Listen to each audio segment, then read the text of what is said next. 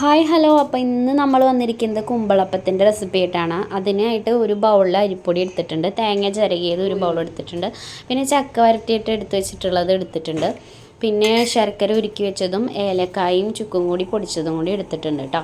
അപ്പോൾ നമ്മൾ ബൗളിലേക്ക് ഒരു ബൗൾ എടുത്ത് വെച്ചിട്ട് അരിപ്പൊടി ചേർത്ത് കൊടുത്തു. അതിലേക്ക് നമ്മൾ ചിരകി വെച്ചിരിക്കുന്ന അരമുറി തേങ്ങയുണ്ട്, ചെറിയ ഒരു അരമുറി തേങ്ങ അത് ആഡ് ചെയ്ത് കൊടുത്തു. പിന്നെ അതിലേക്ക് നമ്മൾ എടുത്തു വെച്ചിരിക്കുന്ന ചക്ക വരട്ടിയത്, ചക്കയിൽ ശർക്കര മാത്രമേ ഇട്ട് വരട്ടിയിട്ടുള്ളൂ കേട്ടോ, തേങ്ങാപ്പാലൊന്നും ഒഴിച്ചിട്ടില്ല. ആ ചക്ക വരട്ടിയതും കൂടി നമ്മൾ ഇതിലേക്ക് ആഡ് ചെയ്ത് കൊടുക്കുന്നുണ്ട്. അപ്പോൾ ഞാനിതിൽ ഓൾറെഡി ഏലക്കായൊക്കെ ചേർത്ത് ചെറിയൊരു ഫ്ലേവർ ഓൾറെഡി ഉണ്ട് കേട്ടോ. അപ്പോൾ അതിനനുസരിച്ച് വേണം നിങ്ങൾക്ക് ഏലക്കായും ചുക്കൊക്കെ ചേർത്ത് കൊടുക്കാനായിട്ട്. അതിൻ്റെ പൊടികൾ ചേർത്ത് കൊടുത്തു. ഇനി നമുക്ക് ഇതിലേക്ക് ഉരുക്കി വെച്ചിരിക്കുന്ന ചെറു ചൂടുള്ള ശർക്കര പാനി ചേർത്ത് കൊടുക്കാം. നല്ലപോലെ മിക്സ് ചെയ്തെടുക്കാം.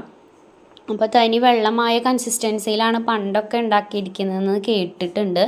അപ്പോൾ ഞാൻ കുറച്ച് തിക്കുള്ള കൺസിസ്റ്റൻസിയിലാണ് ഇപ്പോൾ ഉണ്ടാക്കിയെടുക്കുന്നത്. അപ്പോൾ അമ്മമ്മയൊക്കെ ഉണ്ടാക്കിയിട്ട് കഴിച്ചിട്ടുള്ള ടേസ്റ്റാണ് അമ്മ പറഞ്ഞു കേട്ടിട്ടുള്ളത്. ഞാനിതുവരെ കഴിച്ചിട്ടില്ല കേട്ടോ ഈ ടേസ്റ്റ്. അപ്പോൾ ഞാൻ പുതിയ ട്രൈ ചെയ്ത് നോക്കുകയാണ്. അപ്പോൾ നമ്മളൊരു ഇലമങ്കത്തിൻ്റെ ഇലയില്ലേ, കറുവപ്പട്ട, ആ ഇലയാണ് എടുത്തിരിക്കുന്നത്. അത് ഇതുപോലെ കുമ്പിളാക്കിയിട്ട് ഒരു ഇരിക്കിൽ വെച്ചിട്ട് നമ്മളത് നല്ലപോലെ കുത്തി കൊടുത്തു.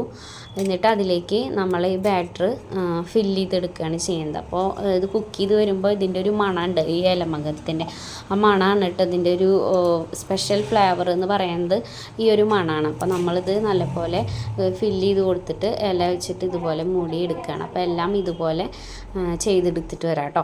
അപ്പോൾ നമ്മൾ അത് 8-9 എണ്ണം ഉണ്ട്. അപ്പോൾ അതിങ്ങനെ ചെയ്തെടുത്തു. അത് നമ്മൾ ഇനി ഇഡ്ഡലിയിലെ ചെമ്പിൽ ആവി കയറ്റി എടുത്തു കഴിഞ്ഞാൽ നമ്മളെ സംഭവം ഇവിടെ റെഡിയാണ്. അപ്പോൾ നമ്മളിത് പുഴുങ്ങുമ്പോൾ നല്ല മണം ഉണ്ടാവും കേട്ടോ.